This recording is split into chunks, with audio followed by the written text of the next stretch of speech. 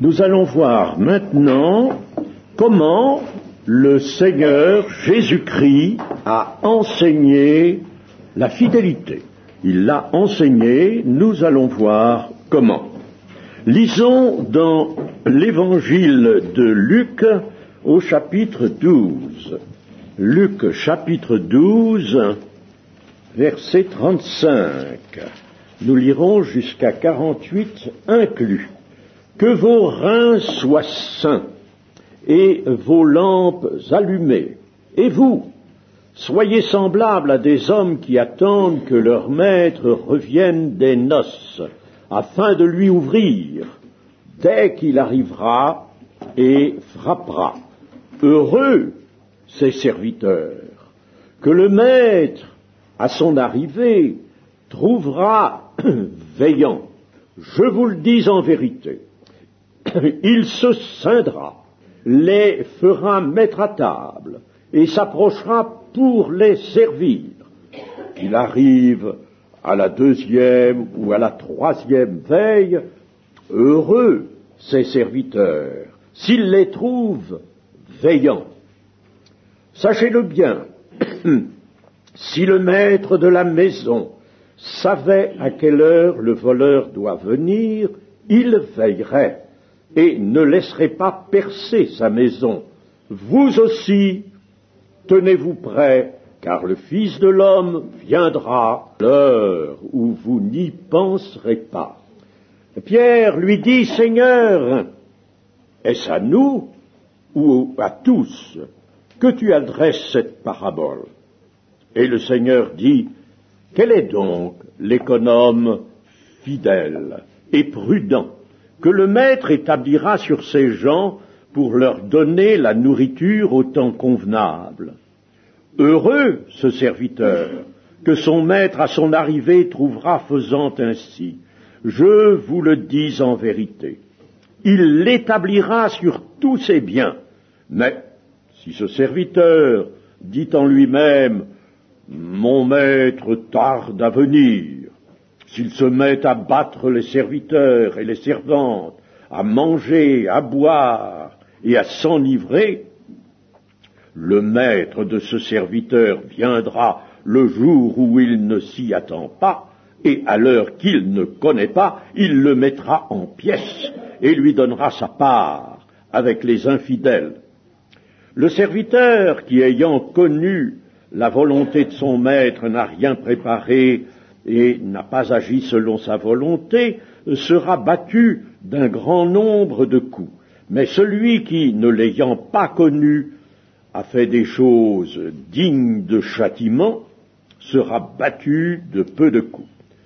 On demandera beaucoup à qui l'on a beaucoup donné, et on exigera davantage de celui à qui l'on a beaucoup confié.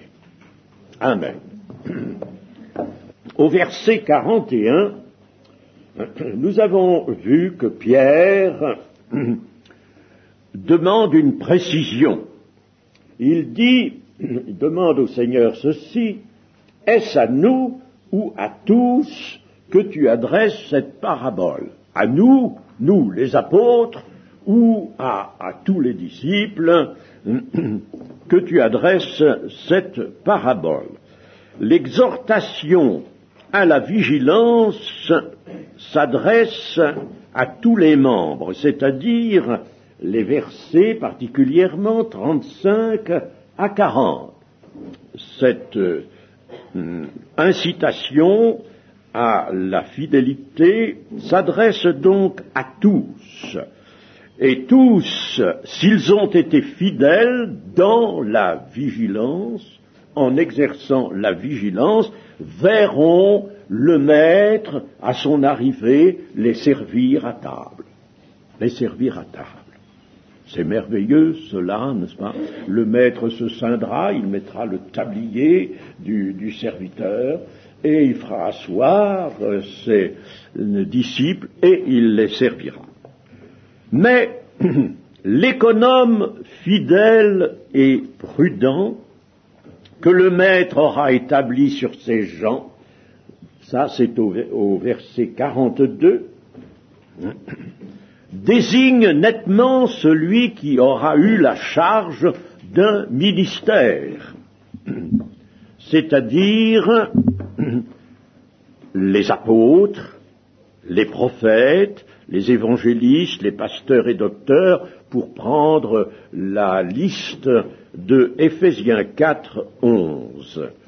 Donc ici, au verset 42, c'est le nous. Pierre demande, est-ce à nous ou à tous? C'est à nous, c'est-à-dire non seulement aux apôtres contemporains du Seigneur, mais à tous des apôtres, puisque dans l'Église il y aura toujours des apôtres, des prophètes, des évangélistes, pasteurs et docteurs. Alors c'est à eux que s'adresse particulièrement le Seigneur dans ce verset 42. Nous notons une différence entre le verset 37 et le verset 42. 37, heureux ces serviteurs que le maître à son arrivée trouvera veillant. Je vous le dis en vérité, il se scindra. Et puis alors, le verset 42, quel est donc l'économe fidèle et prudent que le maître établira sur ses gens pour leur donner la nourriture au temps convenable? Le verset 37 intéresse tout membre de l'Église qui aura veillé avec persévérance. Sa récompense utilise en somme le retournement des rôles.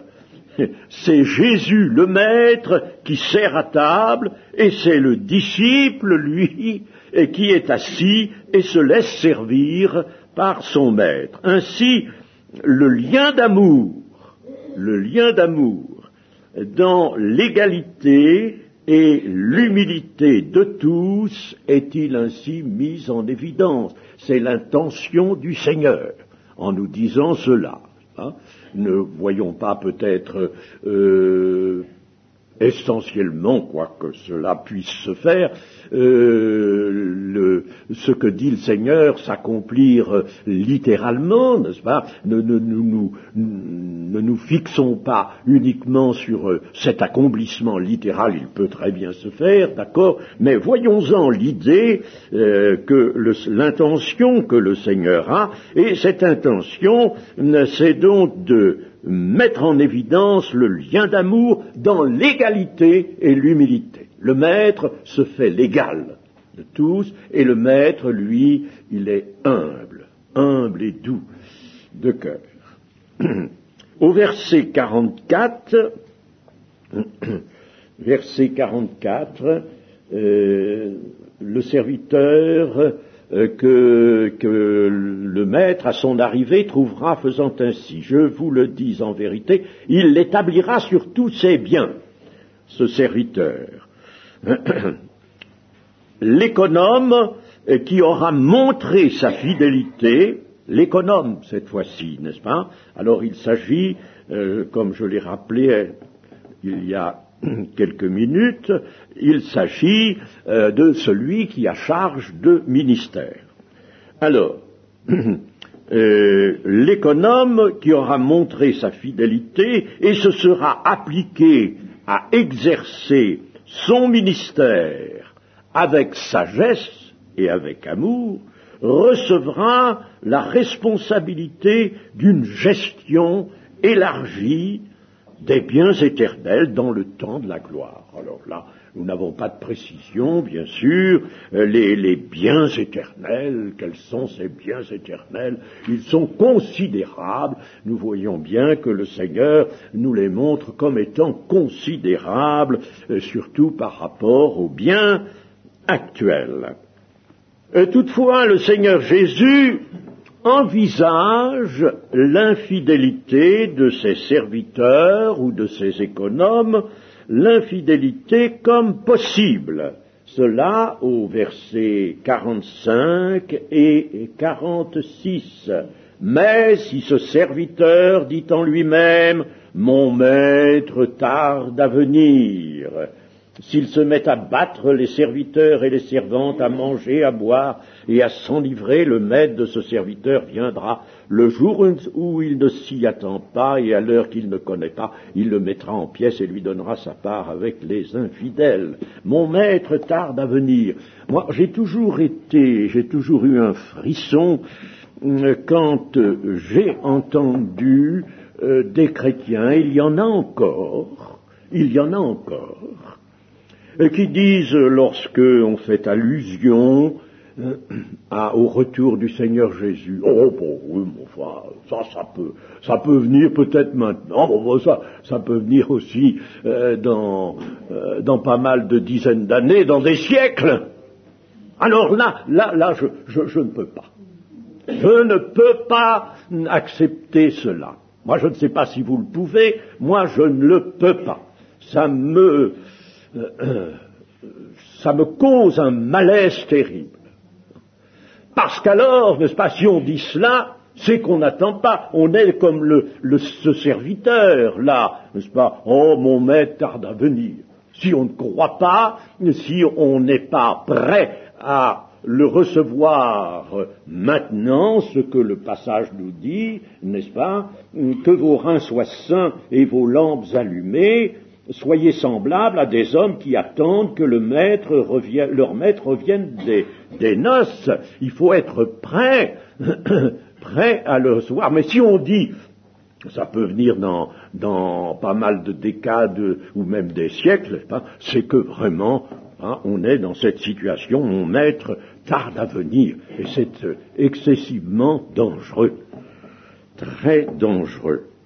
Donc Jésus envisage l'infidélité comme possible, et c'est déjà ça, si l'on dit mon maître tarde à venir, c'est là, en somme, le point où l'infidélité commence à se manifester, c'est la source de l'infidélité qui va alors se manifester dans les attitudes, dans le comportement. Ça, c'est donc l'économe qui n'a pas la fidélité dans le cœur, ni l'amour par conséquent, parce que s'il avait l'amour, il ne parlerait pas ainsi. Et alors, cet économe traite durement ceux sur qui il a été établi. De plus, il se donne à lui-même le plaisir le plus bas. Il ne croit donc pas à l'éventualité imprévue du retour de son maître. Évidemment, traiter durement ceux sur qui il a été établi, il se met à battre les serviteurs et les servantes, à manger, à boire et à s'enivrer. Il est évident que ce sont là des images. Le Seigneur parle par images, là. Ne voyons pas les choses nécessairement, quoique ça pourrait très bien se faire, mais ne les voyons pas nécessairement sous le jour du sens littéral. Comprenons qu'il s'agit d'images. Le Seigneur parle beaucoup par des images. C'est un enseignement, là aussi, en forme de parabole. Alors, le châtiment de cet intendant infidèle, le châtiment, il le mettra en pièces. Et littéralement, dans le texte original, c'est « il le coupera en deux ». Il le coupera en deux. Ce qui désigne un terrible supplice en usage dans l'Antiquité et même encore au temps où Jésus était sur la terre. Et ce supplice, nous en avons des traces dans, par exemple, 2 Samuel, deuxième livre de Samuel, chapitre 12 et verset 31. Chapitre 12, verset 31. il fit sortir les habitants et il les plaça sous des scies, des herses de fer et des haches de fer, et les fit passer par des fours à briques. Il traita de même toutes les villes des fils d'Ammon. David retourna à Jérusalem avec tout le peuple, sous des scies. Alors nous comprenons pourquoi dans l'épître aux Hébreux, au chapitre 11 de l'épître aux Hébreux, il nous est parlé de gens qui ont été sciés. Ça correspond à ce supplice-là. Chapitre 11, alors c'est dans les versets, le verset 36, mettons, d'autres subirent les moqueries et le fouet, les chaînes et la prison, ils furent lapidés, sciés, torturés. Vous comprenez que sciés, c'est-à-dire qu'ils passèrent donc sous ce supplice qui littéralement nous est désigné comme coupé en deux. Et puis nous avons dans 1 Chronique 23, si je vous donne ces détails, c'est pour que quand même nous sachions pourquoi le Seigneur dit il les mettra en pièces. Il faut tout de même savoir ce que ça signifie. Alors 1 Chronique chapitre 20 et verset 3, il fit sortir les habitants et les mit en pièces, voyez-vous. Donc c'est cette expression-là qu'a utilisée le Seigneur dans son avertissement du chapitre 12 de Luc. Il les mit en pièces avec des scies. On les coupe en deux carrément avec une scie. Matthieu, l'évangile de Matthieu, dit, lui, au chapitre 24 et verset 51, il lui donnera sa part avec les hypocrites, c'est là qu'il y aura des pleurs et des grincements de dents. Les hypocrites. Pourquoi les hypocrites? Luc dit sa part avec les infidèles. Eh bien, les hypocrites, car avoir la charge d'un ministère et ne pas lui apporter le dévouement sincère qu'il requiert, c'est avoir l'apparence d'un serviteur et non la réalité. Alors, chers amis, cela tout de même demande un peu de réflexion. Il faut s'arrêter une minute là-dessus. Prenons bien garde à ne pas nous laisser circonvenir par des gens qui viennent, la Bible sous le bras, comme on dit quelquefois, n'est-ce pas, qui parlent et qui prétendent enseigner. Hier encore, l'un de vous ici me parlait d'un tel homme qui n'est nulle part dans les assemblées, mais qui rôde tout autour et qui voit pas mal de chrétiens, qui les reçoit chez lui et qui délivre un enseignement faux, erroné, dangereux. Alors, que voulez-vous? Ça, c'est terrible. Cet homme-là, eh bien, il tombera sous le coup du châtiment dont nous parle ici le Seigneur Jésus. Mais nous, méfions-nous. On a répandu, par exemple, ces temps derniers, abondamment les livres, car il y en a plusieurs, d'une certaine Rebecca Brown, que l'on dit être docteur en médecine. On a répandu ces livres qui nous donnent, je ne les ai pas lus, j'ai eu le premier en main, je n'ai même pas voulu l'ouvrir, j'ai bien senti ce que c'était, mais j'ai connu le contenu par un petit commentaire d'un de mes amis de Lausanne, Paul Rank. Je crois d'ailleurs que ça a été publié dans la Pentecôte, oui, dans la Pentecôte, oui.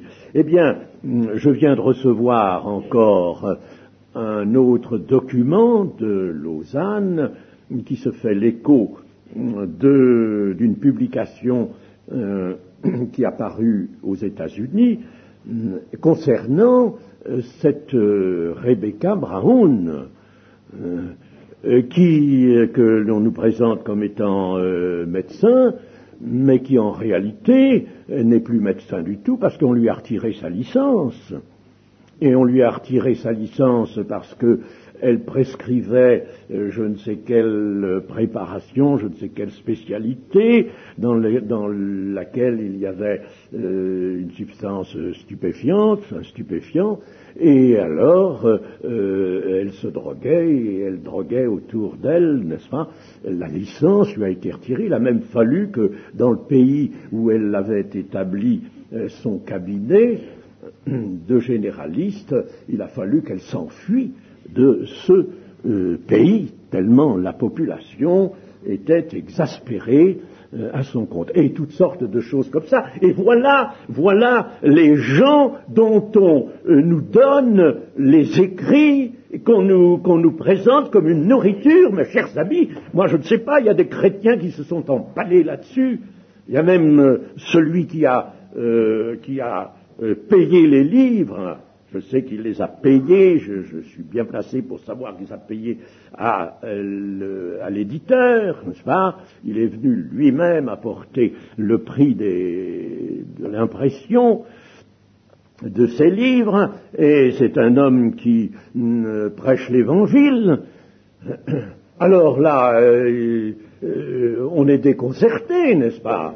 On se dit, mais enfin, tout de même, ces gens-là sont aveugles, qu'est-ce qu'ils font? Ou alors, ils sont, de quel esprit sont-ils animés? Et le mal qu'ils font? Moi, je connais des chrétiens que je voyais il y a quelques années, que je ne vois plus maintenant, parce qu'ils ont été appâtés par cette littérature.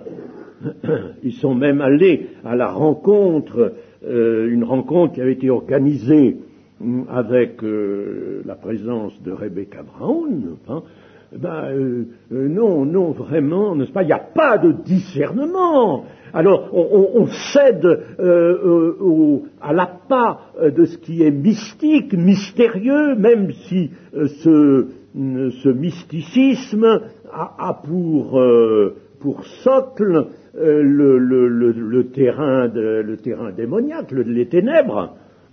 Alors non, chers amis, mais enfin tout de même, sachons qu'il faut que nous prenions bien garde à nous. Alors, ensuite, après avoir parlé de ces châtiments qui intéressent donc les économes, c'est-à-dire les hommes qui auront eu la charge d'un ministère, alors là, le Seigneur revient à ceux que Pierre avait désignés par tous. Jésus avait en somme été interrompu par Pierre. Au verset 40, au verset 41, Pierre ne laisse pas, vous savez, avec sa spontanéité, ne laisse pas le Seigneur terminer, il l'interrompt. Pierre lui dit, mais Seigneur, est-ce à nous ou à tous que tu adresses cette parabole? Alors, le Seigneur avait répondu, et puis, répondu pour le nous, n'est-ce pas, pour les apôtres, et par conséquent les ministères, et voilà maintenant qu'il fait un retour à tous les disciples, c'est-à-dire à tous les membres de l'Église. Et Jésus n'avait pas encore parlé du châtiment des disciples, alors des disciples membres de l'Église infidèles. Et tel est l'objet des versets 47 et 48. Ça ne concerne plus particulièrement les intendants, l'intendant, mais tous les membres. Verset 47, le serviteur qui, ayant connu la volonté de son maître, n'a rien préparé. Alors, là, ce serviteur est volontairement négligent. volontairement, il aura connu. Alors celui-là, il sera battu d'un grand nombre de coups. Il savait ce qu'il avait à faire, mais il s'en est abstenu, faute de conviction, faute d'amour. Il s'est abstenu, il savait. C'est terrible ça. Savoir et ne pas faire. Et ne pas faire dans l'Église, n'est-ce pas? C'est tout de même chose terrible. Il sera battu d'un grand nombre de coups. Je ne sais pas à quoi cela peut correspondre, comme dans la réalité à venir, je ne sais pas, mais les apôtres qui ont entendu cela ont dû au début le prendre dans le sens littéral. Il s'est dit, bon, eh bien, l'infidèle, le membre d'église infidèle sera battu. Puis après, je pense que après la Pentecôte, ils ont dû comprendre plus exactement que c'était une image dont s'était servi le Seigneur. Et au verset 48, alors là c'est différent, il s'agit d'un disciple qui a fait des choses dignes de châtiment, mais il n'a pas connu la volonté de Dieu, celui-là. Alors le châtiment est moindre pour ce second disciple. Il lui manquait la connaissance de ce qu'aurait dû être son service. Et la conclusion à laquelle arrive le Seigneur est celle-ci. On demandera beaucoup à qui l'on a beaucoup donné et on exigera davantage de celui à qui l'on a beaucoup confié. Le maître ne se contentera pas d'un peu. Certes, il demandera à chacun selon sa capacité, nous dit Matthieu 25, à chacun sa capacité, c'est Matthieu 25, oui, dans la parabole des talents, chacun sa capacité. Il demandera évidemment en fonction donc des moyens que l'on avait à sa disposition. Rappelons-nous Marie, sœur de Lazare, qui était aux pieds du Seigneur et qui apporte un vase rempli d'un parfum de nard, un vase d'albâtre. Elle casse le col de ce vase et puis elle répand cela sur la tête et les pieds du Seigneur, et toute la maison est embaumée. Bon, et le Seigneur dit, mais ne critiquez pas, n'ayez pas de jugement contre cette femme, elle a fait ce qu'elle a pu. Elle a fait ce qu'elle a pu, et ce qu'elle a pu, c'était très bien, elle ne pouvait pas plus, elle a fait cela. Donc, là, il y aura une proportion qui s'établira entre la capacité ou ce qui aura été reçu, ce qui aura été donné à chacun, et puis le fruit qu'il aura porté. Mais le Seigneur ne va pas se contenter d'un peu de fruits là où il aurait pu y en avoir bien davantage. Dans Jean 15, 8, le Seigneur nous dit la parabole de la vigne. Le Seigneur dit, si vous portez beaucoup de fruits, c'est ainsi que mon Père sera glorifié. Donc le Seigneur veut qu'on porte beaucoup de fruits par le moyen de son esprit. Bon, je ne vais pas aller plus loin sur le commentaire de cet enseignement du Seigneur Jésus, mais vous voyez qu'il s'agit là d'un enseignement sur la fidélité essentiellement dans ce que nous pouvons appeler la vigilance. Maintenant, lisons dans Matthieu 23, 23. Matthieu 23, 23. Malheur à vous, scribes et pharisiens hypocrites, parce que vous payez la dîme de la menthe, de l'ânette et du cumin, et que vous laissez ce qui est plus important dans la loi, la justice, la miséricorde et la fidélité. C'est là ce qu'il fallait pratiquer sans négliger les autres choses. Voilà, ce verset nous intéresse puisqu'il considère la justice, la miséricorde et la fidélité comme ce qui est le plus important dans l'enseignement délivré. Ces gens à qui le Seigneur s'adresse tout d'abord, maintenant il s'adresse à tous, à toute l'Église, mais enfin les premiers à écouter cela, les contemporains de Jésus, observaient d'une façon scrupuleuse la dîme des moindres productions. Vous savez, c'est pas difficile d'avoir dans son jardin pas mal de menthe. Il faut même souvent la limiter parce que ça a des racines qui courent et qui se propagent partout dans le jardin.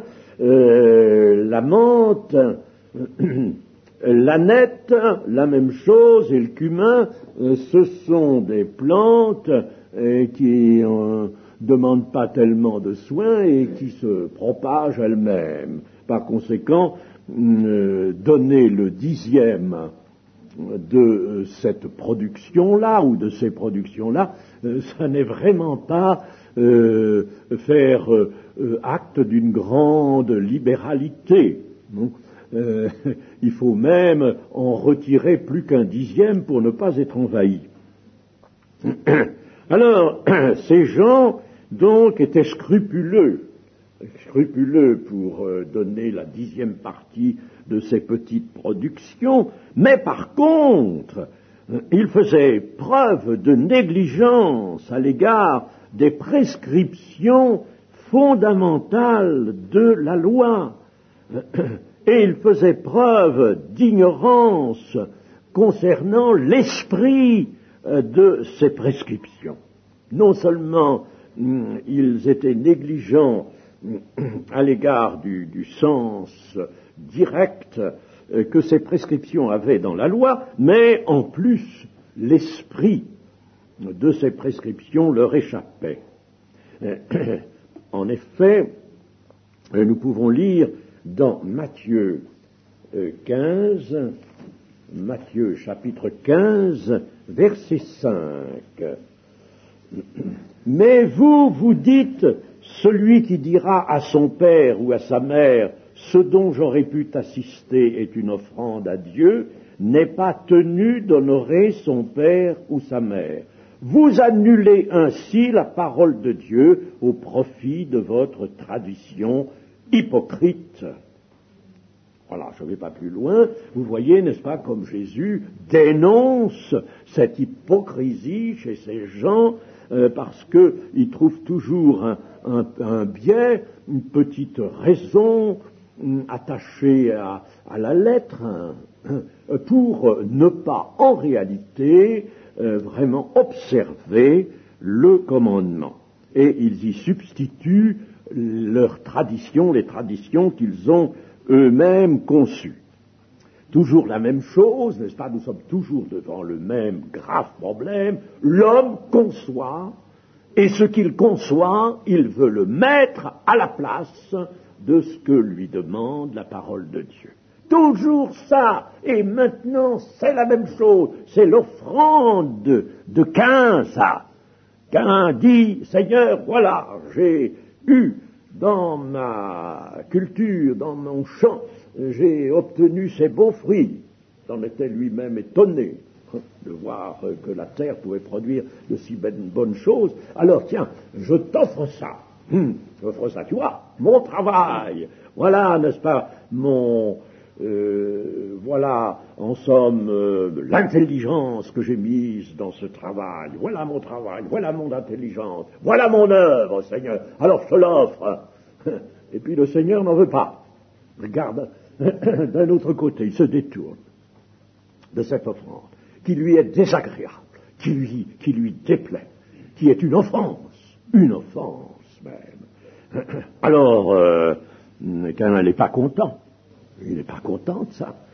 Surtout que, alors, le regard de Dieu se porte vers l'offrande de son frère Abel. Alors, il n'est pas content, il est irrité, hein. Il voulait absolument que Dieu accepte l'offrande qui était constituée par des choses qu'il avait lui-même faites, des choses qu'il avait choisies. C'est lui qui avait décidé de la nature de l'offrande. C'est lui qui avait fait même la nature même, l'offrande elle-même. C'est lui qui en était l'auteur, et cela, il fallait que Dieu l'accepte. Aujourd'hui, c'est ça. Nous avons cette déformation dans nos milieux aussi. Nous avons cette déformation-là. Attention, attention, on veut absolument faire accepter à Dieu ce que on décide soi-même être le mieux. Voilà, le mieux, ce qu'il faut faire. Et dans cela, on se glorifie. On se glorifie. Toujours. Et ça, nous avons dans notre milieu évangélique ce défaut. Il se présente sous des formes différentes, variées peut-être, mais il est là. Alors attention à cela, de ne pas tomber dans un pareil piège. Le Seigneur ne veut recevoir, entendons-le bien, que ce qu'il nous demande. Qu'avons-nous à t'apporter, dira David, que nous n'ayons reçu de toi, Seigneur? Voilà, la bonne règle. Hein. Ah, mais tu sais, nous avons des moyens aujourd'hui en musique, et puis il y a ceci, il y a cela, n'est-ce pas? Bon, je ne veux pas préciser parce que j'entrerai peut-être dans la critique. Non, laissons ça de côté, mais enfin, je veux surtout bien préciser ce mal que nous déplorons dans nos propres milieux. Dieu voit dans le secret. Dieu regarde dans le secret. Et attention, il voit bien, n'est-ce pas, dans nos cœurs, ce qu'il y a. Oh, cette pointe de satisfaction personnelle, cette pointe d'orgueil, la pensée qui nous a poussés à faire telle et telle chose et à prétendre offrir à Dieu une offrande qu'il n'a jamais demandée, dont il ne veut pas, eh bien, cela, le Seigneur le voit dans le secret. C'est une pratique sincère, exacte, de la justice que Dieu veut. La justice. Il y aurait beaucoup à dire sur la justice. Chers amis, je vous conseille de bien réfléchir à ce qu'est la justice. Beaucoup ne le savent pas. La justice est avant tout le grand ordre universel sur lequel s'établit le règne de Dieu. Et il faut que tout revienne à la justice. L'amour de Dieu, c'est de tout ramener à la justice, sans quoi il n'aurait pas donné son Fils pour qu'il meure sur une croix s'il n'avait pas été question de satisfaire la justice. L'amour satisfait la justice de Dieu. Donc c'est une pratique sincère de la justice que Dieu veut, de l'esprit de miséricorde. Le plus important, dit le Seigneur Jésus, c'est la justice, la miséricorde et la fidélité. Et dans le fond, la pratique sincère de la justice, la pratique de la miséricorde, qui est en corrélation avec la pratique de la justice. Justice et miséricorde, on ne peut pas pratiquer la justice sans esprit de miséricorde. Ce n'est pas possible. Donc, cette pratique de la justice dans l'esprit de la miséricorde, mais c'est cela qui se nomme fidélité. C'est cela, nous y sommes en plein dans la fidélité. Par conséquent, le plus important, la justice, la miséricorde, la fidélité, voilà ce que le Seigneur nous demande. Nous allons lire maintenant dans Matthieu 25. Matthieu 25. et verset 21. Son maître lui dit, c'est bien, bon et fidèle serviteur, tu as été fidèle en peu de choses, je te confierai beaucoup, entre dans la joie de ton maître. Et puis au verset 23, j'en ai gagné 2 autres, son maître lui dit, c'est bien, bon et fidèle serviteur, tu as été fidèle en peu de choses, je te confierai beaucoup, entre dans la joie de ton maître. Nous avons là la comparution des serviteurs auxquels, au moment où le maître s'en allait, il avait remis à l'un 5 talents, à l'autre 2 talents, à un troisième encore 1 talent. C'est la parabole des talents. Et je ne prends que cela, cette parole du maître, à son retour, celui qui a eu 5 talents en a gagné 5 autres, il apporte donc 10 talents, Seigneur, voilà, tu vois, tu m'avais donné 5, je les fais valoir, j'ai fait valoir ces talents, en voici 5 autres. C'est bien, bon et fidèle serviteur, tu as été fidèle en peu de choses. A été fidèle en peu de choses. Pourrait peut-être s'attendre, tu as été fidèle magnifiquement fidèle en beaucoup de choses. Ta fidélité a été éclatante. Elle a été éclatante, mais elle s'est exercée sur un tout petit domaine.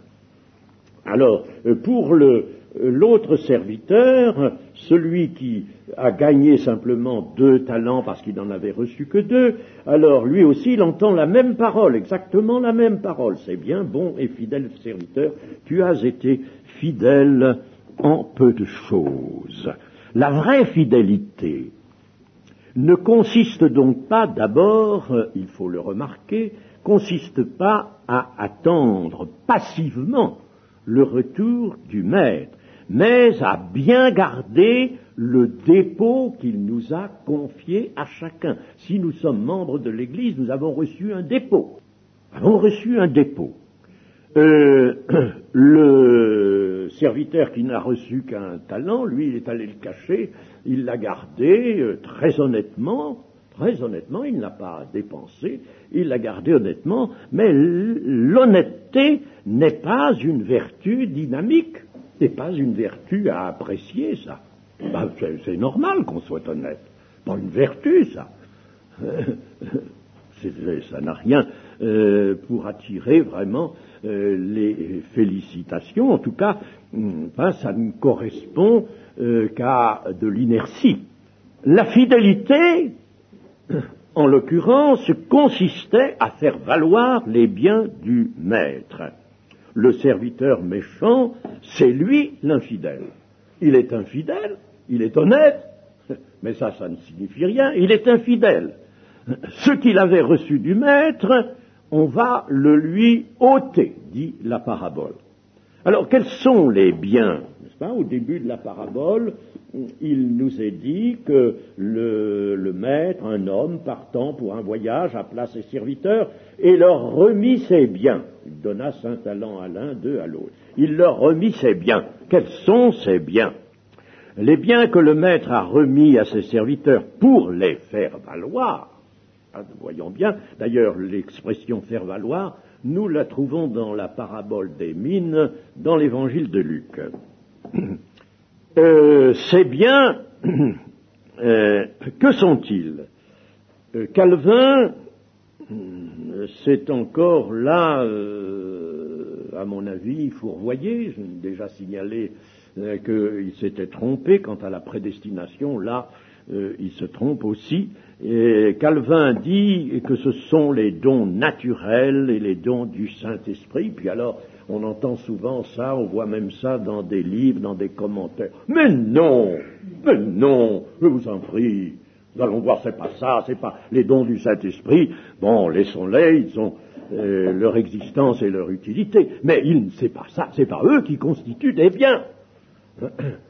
C'est comme si on disait, par exemple, à quelqu'un à qui l'on donnerait un bel outillage de mécanicien, tu vois, toutes ces clés, toutes ces pinces, tout ça, n'est-ce pas? Voilà, tu as tout ça. puis on les laisserait accrochés sur un mur, et puis on lui dirait, voilà, ça, ce sont les biens. Est-ce que tu vas faire valoir ça? Si tu les laisses accrochés, ils ne font rien du tout, n'est-ce pas? Ces outils-là, ce ne sont pas les outils qui sont les biens.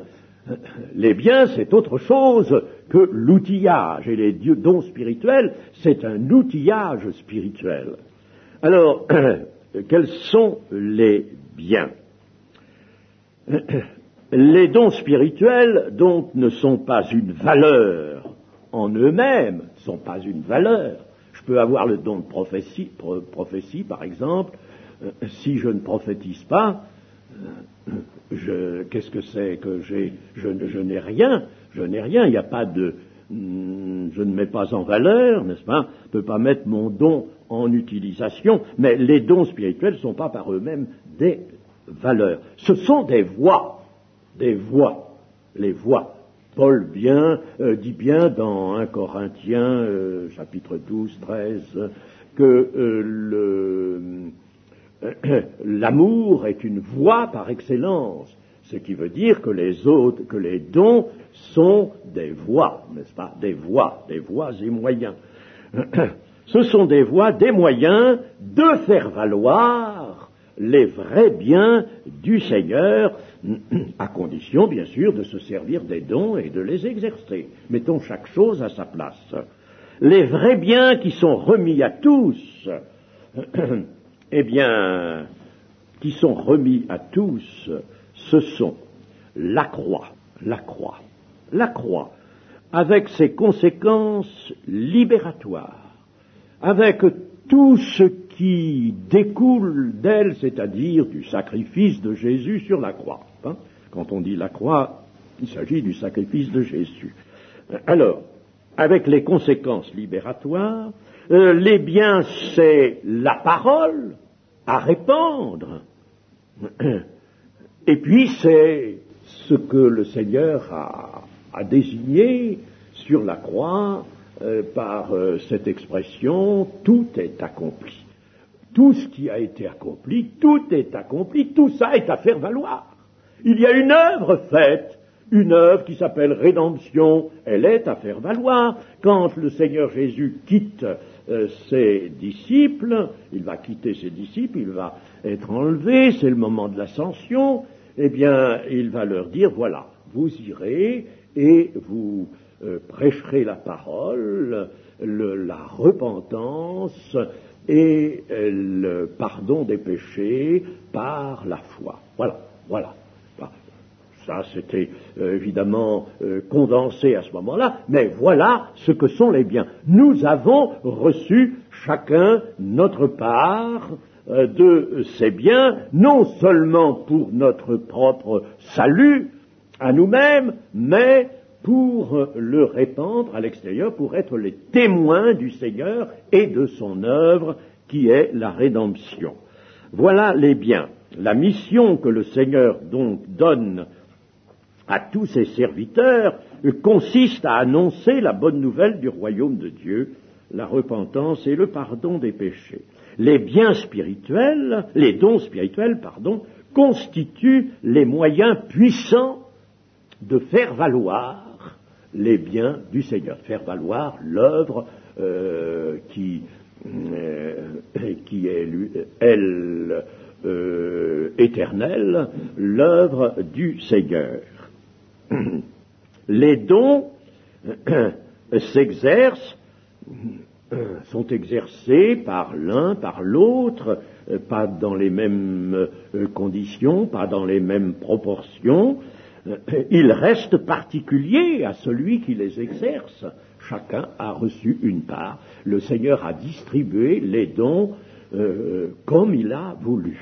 C'est ce que nous dit la première aux Corinthiens.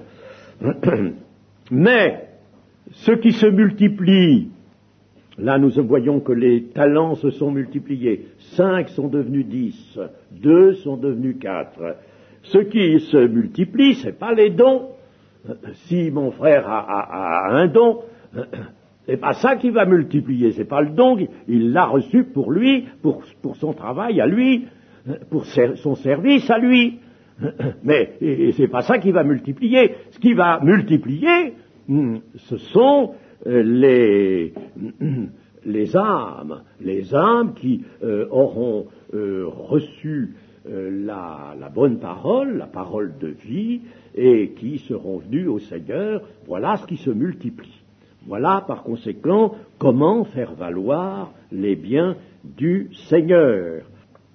Paul, par exemple, n'est-ce pas, ne se trompe pas, c'est lui qui nous parle des dons, qui nous instruit sur l'existence des dons spirituels, mais pourtant il ne s'y trompe pas. Lui, quant à l'œuvre, quelle est-elle, l'œuvre qu'il a faite? J'ai abondamment répandu l'évangile de Christ. J'ai abondamment répandu, voilà l'œuvre que j'ai faite, voilà comment j'ai multiplié. Et en Actes 12, 24, il nous est dit, la parole de Dieu se répandait de plus en plus.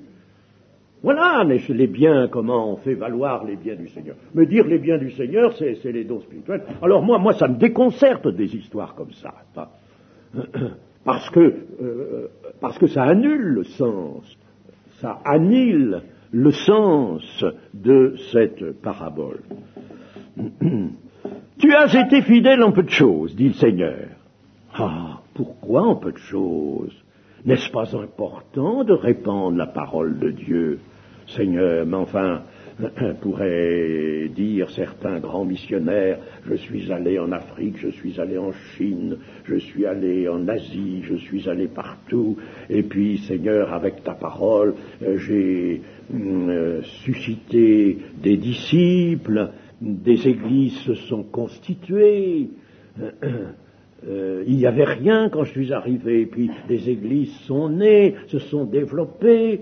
Ah, Seigneur, pourquoi me dis-tu que je suis fidèle en peu de choses? Moi, je trouve que c'est beaucoup, ça. Il me semblait que j'avais fait beaucoup de choses.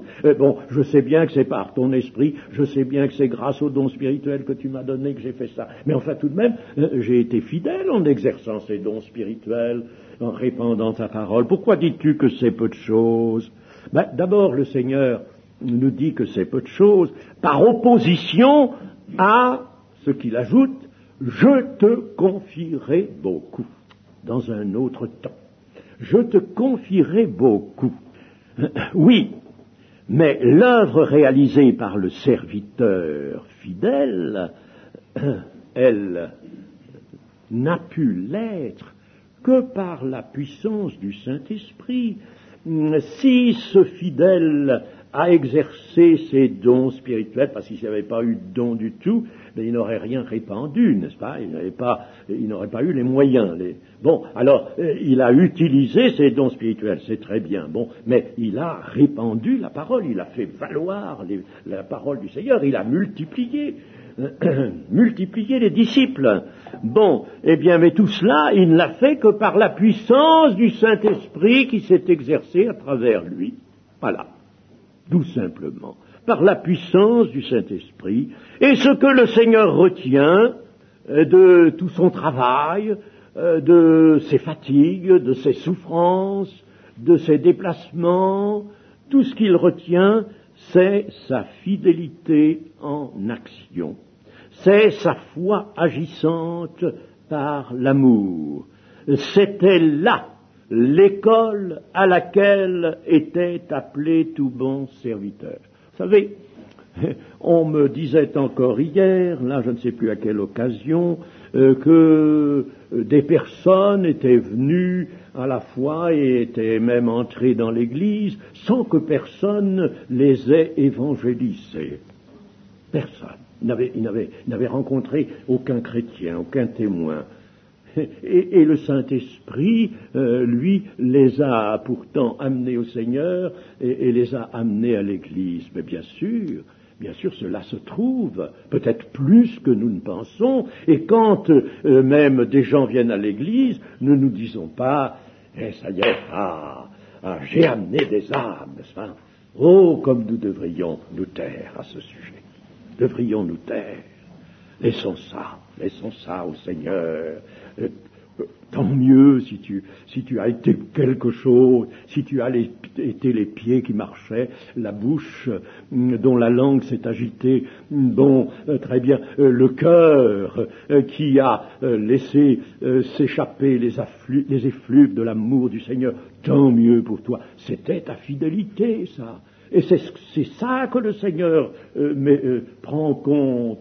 Les comptes qu'il te fait rendre, c'est ça, tu as été fidèle, oui, ça t'a coûté tout ça, c'est bien, c'est fidèle, mais l'œuvre, rassure-toi, n'est-ce pas, c'est l'Esprit du Seigneur qui l'a faite, l'œuvre, c'est pas toi. Ta fidélité, Dieu la voulait, et c'est ça, surtout, qui importe. Tu as été fidèle en peu de choses, c'est bien, j'en ai maintenant la preuve. C'est une chose établie. Tu as été préparé à la fidélité. Eh bien maintenant, alors on va pouvoir te confier vraiment les grands biens, les biens éternels. On va te les confier. Tu vas pouvoir régner avec ton Seigneur. Donc c'est la fidélité. C'était l'école à laquelle nous étions appelés. Remarquons que l'éloge du Maître est le même à l'égard du serviteur ayant reçu 2 talents qu'à l'égard de celui qui en a reçu 5. En Luc, dans la parabole des mines, tous les serviteurs ont reçu la même somme, une mine. Ils ont reçu tous la même somme. Ils n'ont pas tous le même résultat. Si l'éloge, donc, du Seigneur ne se mesure pas au degré de leur succès, c'est qu'ils se mesurent seulement à leur fidélité dans l'œuvre. Leur fidélité, c'est ça que le Seigneur apprécie, et ça qu'il veut voir. Tu as été fidèle. Et vous savez, si quelqu'un a reçu un don, le don d'un esprit de prière, par exemple, d'un véritable acharnement dans la prière, et ça se trouve, heureusement, ça, et qui se soit tenu pour des raisons, par exemple, physiques ou d'autres raisons, il se soit tenu dans l'ombre, il n'ait pas, lui, eu l'occasion de voyager, d'aller, de parler. Bon, mais il a prié, il a intercédé, il s'est laissé guider par l'Esprit pour intercéder, et son intercession a produit des fruits. Eh bien, celui-là, il s'entendra dire aussi, tu as été fidèle en peu de choses, mais tu as été fidèle. Ton Dieu le sait. Ce qui change, ce sont les aptitudes à des responsabilités dans le domaine infiniment plus élevé du royaume à venir. Toi, tu auras le gouvernement de Saint-Ville, toi de Ville. Il y a peut-être quelque chose qui approche d'assez près les fonctions que les membres de l'Église, après résurrection, dans le royaume éternel, auront à exercer. Peut-être, possible que l'un ait le gouvernement de Saint-Ville, l'autre le gouvernement de Deville, enfin, ou des choses approchantes, n'est-ce pas? Mais c'est ça qui change, évidemment, la fidélité du disciple sera prise en compte et il lui sera confié une part plus ou moins importante des responsabilités à venir. Seulement, les responsabilités à venir, n'allons pas pour autant en inférer ce que font laissez-moi dire, des maladroits. Il y a des maladroits dans la pensée. N'allons pas en inférer que dans le ciel, ou dans le royaume de Dieu, si vous voulez, il y aura des gens qui seront très hauts, d'autres qui seront au milieu, d'autres qui seront tout à fait en bas. Il y aura des différences sociales, en somme, extrêmement grandes, et que l'un, par conséquent, sera dans la perfection, dans la parfaite sainteté de Dieu, l'autre, il sera dans la sainteté, mais enfin, tout de même, moins éclatante, etc. Ça, c'est faux. Disons encore ceci, prenons quelques minutes. Disons que les paraboles des talents et des mines nous avertissent de 7 choses particulières. Elles nous avertissent d'abord que le retour du Seigneur sera l'heure des comptes à rendre. Des comptes à rendre. Je crois que j'ai déjà cité, il n'y a pas bien longtemps, un verset de 2 Corinthiens, chapitre 5 et verset 10, je le reprends. 2 Corinthiens, chapitre 5, verset 10, « Car il nous faut tous les membres de l'Église, comparaître devant le tribunal de Christ, afin que chacun reçoive selon le bien, doit-on le dire, selon le bien ou le mal qu'il aura fait étant dans son corps. » C'est-à-dire depuis évidemment sa conversion. Ça ne se comprendrait pas autrement. Chacun, n'est-ce pas, c'est parmi tous les membres de l'Église. Donc, le retour du Seigneur sera l'heure des comptes à rendre. N'oublions pas que nous aurons des comptes à rendre. Ne disions pas simplement, moi, je suis fille de roi, je suis sauvé, magnifique, ceci, cela. Et tu oublies peut-être que tu vas comparaître devant le Seigneur. Il faudra que tu t'expliques un petit peu, n'est-ce pas, sur le fait que tu as bien tardé à comprendre certaines choses essentielles, sur le fait que tu as encore manifesté un petit peu trop peut-être d'égoïsme ou ceci ou cela. Il faudra que tu t'expliques là-dessus devant le Seigneur, n'oublie pas. Alors, on vaudrait peut-être mieux maintenant faire en sorte que tu rabotes tout ça, n'est-ce pas, avant l'heure de la comparution. Deuxième point. Les activités sont précises. Les activités que le Seigneur nous confie sont précises. C'est pas n'importe quoi. Il faut dire non à des activités choisies par l'homme. Elles sont choisies par Dieu. Tout est engagé. Le tout est accompli veut dire aussi que tout est engagé. La grande affaire est engagée. La grande œuvre est engagée.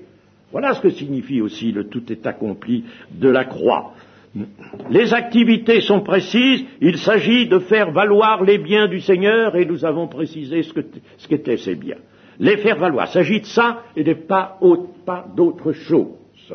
C'est bien qu'il y aura les œuvres de l'Église, quelquefois nécessaires selon l'endroit où l'on se trouve.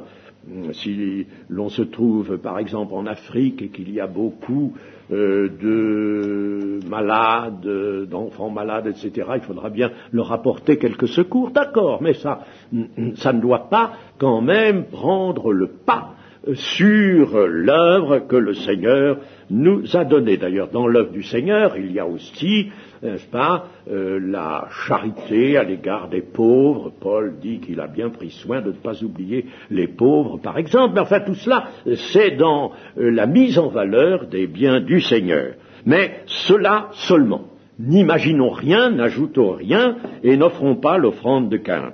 Troisième point, nous retirons de l'étude des paraboles des talents et des mines. Le retour du Seigneur Jésus va paraître tardé. Il va paraître tardé. Et peut-être déjà maintenant, nous disons, comment ça se fait? Il n'est pas encore là, le Seigneur. Comment ça se fait qu'il n'est pas encore venu? Il va paraître tardé. Il faudra donc, surtout à la fin, nous dit le Seigneur, parce que la tentation va s'étendre sur le monde entier, alors il faudra du courage. Et il faudra de la persévérance. Attention, courage, persévérance, parce que le retour va tarder. Il ne s'agira pas de dire, tiens, oh, le Seigneur tarde à venir, on ne sait pas quand il viendra, n'est-ce pas, pour l'instant installons-nous. Non. Il faudra du courage, de la persévérance. Quatrième point. Les disciples vont courir des risques, et notamment le risque de se donner davantage à leurs propres intérêts qu'à l'intérêt du Seigneur ou de l'œuvre du Seigneur. Et je lirai là dans Éphésiens chapitre 2, verset 4, d'abord, verset 4, que chacun de vous, au lieu de considérer ses propres intérêts, considère aussi ceux des autres. Voyez, voilà une recommandation importante. Au lieu de considérer ses propres... Si on considère ses propres intérêts, on va risquer d'être comme le serviteur méchant, paresseux, qui a reçu un talent, qui est allé le cacher, n'a rien fait. Le Seigneur lui a dit, mais tu aurais pu au moins aller confier mon talent à une banque, ce qui est encore une image, n'est-ce pas, à une banque, et tu l'aurais retiré avec un intérêt. Mais non, il s'est... lui, cantonné à ses propres intérêts. Donc, nous avons cela, et le verset 21 de ce même chapitre aussi, 20, car je n'ai personne, dit l'apôtre Paul, je n'ai personne ici qui partage mes sentiments, pour prendre sincèrement à cœur votre situation. Tous, en effet, cherchent leurs propres intérêts et non ceux de Jésus-Christ. Cherchent leurs propres intérêts, non ceux de Jésus-Christ. Alors, la parabole, là, elle nous dit, si tu te mets à chercher tes propres intérêts et que tu laisses de côté ceux de Jésus-Christ, tu vas être comme ce serviteur méchant qui aura sa part avec les infidèles. C'est un avertissement. 5e point. Pour les disciples eux-mêmes, le temps de la terre est un banc d'essai de la fidélité. Le temps de la terre est un banc d'essai de la fidélité, donc de l'amour. De l'amour. La fidélité, il faut toujours penser à l'amour. L'amour a besoin de fidélité. Bon, alors, le temps de la terre est un banc d'essai de la fidélité. C'est ça que le Seigneur veut. Toi, tu vois peut-être dans le mouvement, dans l'activité, dans l'activisme, toi, tu te vois te déployer là-dedans, n'est-ce pas? Bon, et puis là-dedans, tu ne manifestes aucune fidélité, parce que tu fais les choses qui te plaisent. Tu ne manifestes aucune fidélité. Mais c'est pas ce que veut le Seigneur. Il veut te voir fidèle dans les choses qu'il te demande, lui. Comme l'a dit un pasteur il n'y a pas tellement longtemps, il faisait un retour un petit peu sur lui et l'œuvre de son Église, et il a dit ça un dimanche matin, pas du un mystère, il a dit, nous avons fait en somme beaucoup de choses que le Seigneur ne nous demandait pas, et nous n'avons pas fait ce qu'il nous demandait. Et j'ai trouvé que cet aveu était le bienvenu. Nous avons fait beaucoup de choses que le Seigneur ne nous demandait pas. Et même, on aurait pu ajouter, et qui déplaisaient au Seigneur. Et nous n'avons pas fait ce qu'il nous demandait. Donc, pour les disciples, je répète, le temps de la terre est un banc d'essai, de la fidélité. 6e point, Jésus leur révèle le sens de leur existence. Voilà le sens de ton existence, mon ami. Nous dit Jésus, le sens de leur existence et l'ampleur des perspectives du siècle à venir. Le sens de ton existence, c'est que tu es part à l'administration des biens éternels. C'est à ça que le Seigneur te destine. Quand tu seras toi-même éternel, que tu seras ressuscité, tu ne pourras plus mourir, tu seras engagé dans l'éternité, eh bien, à ce moment-là, le sens de ton existence apparaîtra dans toute sa lumière. Et puis 7e point, tout serviteur ou disciple inactif, gardant pour lui seul ce qu'il a reçu, sera dépossédé. Ce qui est remarquable, c'est que le serviteur méchant et paresseux, le Seigneur dit, ôtez-lui ce qu'il a. Ôtez-lui ce qu'il a. Il avait un talent, il avait une mine, ôtez-lui cela. Et donnez cela à celui qui en a le plus. Ça, c'est extraordinaire. Et puis quand vous lui avez tout ôté, n'est-ce pas, alors là, celui-là, eh bien, il ne pourra même plus entrevoir que la croix s'est dressée pour lui, que ses péchés étaient pardonnés, que le Seigneur l'avait régénéré. Tout ça va s'en aller, va partir en vanité, tout ça va s'effacer. Ôtez-lui tout ça. Il ne verra plus rien.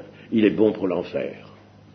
Disons les choses comme elles sont, enseignées par Jésus. Il est bon pour l'enfer. Il sera jeté dans les ténèbres du dehors. Les ténèbres du dehors, c'est pas le ciel, ça.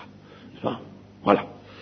Voilà, chers amis, en somme, des choses qu'il faut savoir sur la fidélité, n'est-ce pas? Dieu nous demande la fidélité. Il y a un banc d'essai. Nous sommes tous à ce banc d'essai.